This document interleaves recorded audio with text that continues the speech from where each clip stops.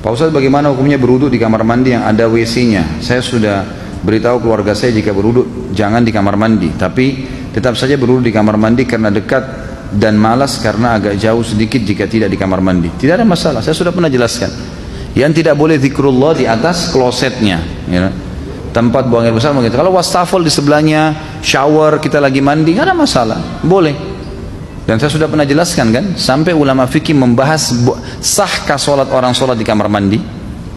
Maka umumnya mengatakan di kamar mandinya ya. Kalau ini tidak ada yang sholat, tapi kalau ada orang sholat, ulama fikih mendatangkan sebuah hukum di tempat kamar mandi, bukan di klosetnya, bukan di WC-nya, maka sah sholatnya, tapi dimakruhkan buat dia.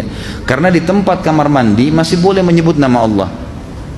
Kalau di WC yang tidak boleh, gitu kan? Kalau digabung pun berarti klosetnya yang tidak boleh. Saya pernah kebetulan kedatangan Syekh dari Madinah, beliau salah satu pengajar di Masjid Nabawi, guru saya Dr. Saleh Suhaimi, semoga Allah menjaga beliau. Beliau matanya buta, gitu kan, dan menikah dengan orang Indonesia kebetulan. Waktu dia baru nikah dengan istrinya mungkin cerita sekitar di atas 10 tahun yang lalu ya. Karena dia menikah dengan salah satu murid pengajian saya di Makassar waktu itu.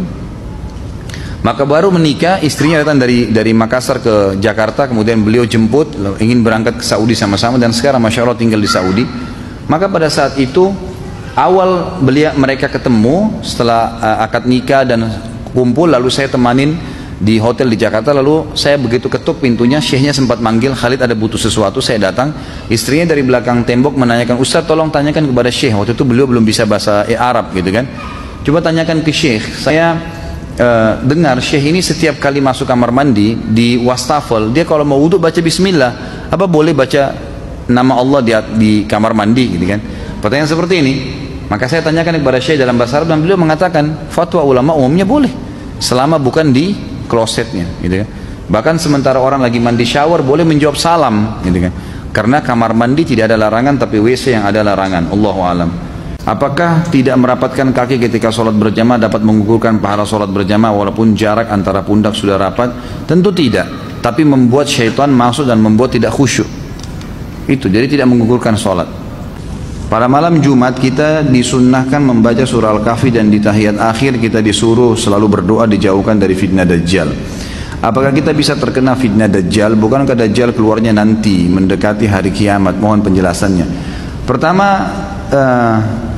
tentu saja amal-amal yang kita baca minta dijauhkan dari fitnah Dajjal, ini Dajjal ya, ada lebih jauh lagi sebelumnya ya, minta dijauhkan dari fitnah kubur, fitnah neraka jahanam.